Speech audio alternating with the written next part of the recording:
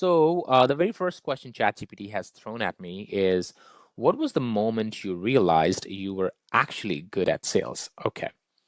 There were many, many moments, and this is not just one aha moment that you realize that you're good at sales, because there will be many, many other days when you will feel like shit, when you are not able to meet your targets, when you're not able to, when you're getting a lot of hangups on the phone, nobody's answering your phone, nobody's responding to you. So it's not just one moment when you need to realize that you're actually good at sales.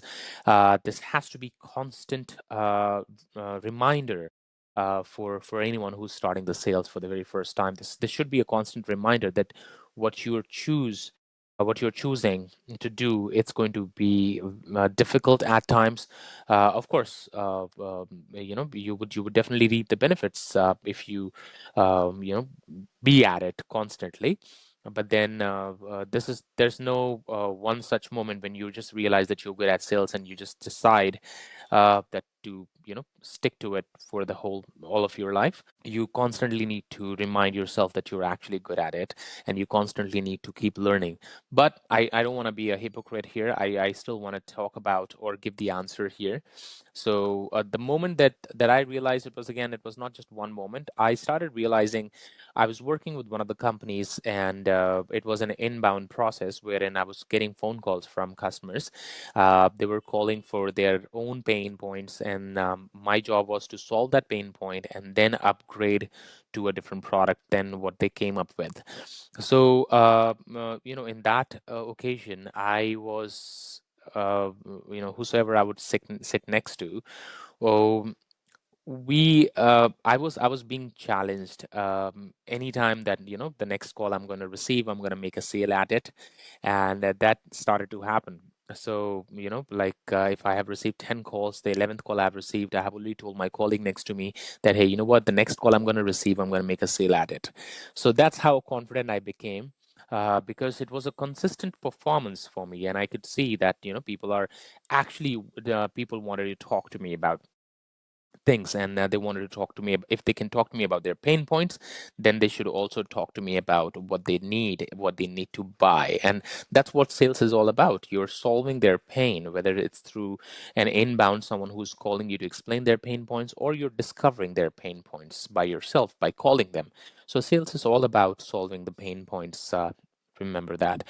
Now, so yeah, there was not just one moment, but I realized that people really want to talk to me. People really want to share the pain points, and I'm a really good listener.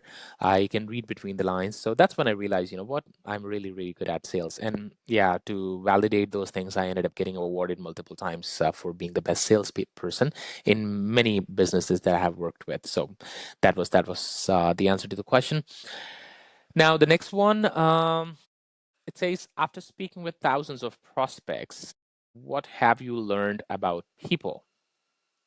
I That's what the YouTube channel stands for.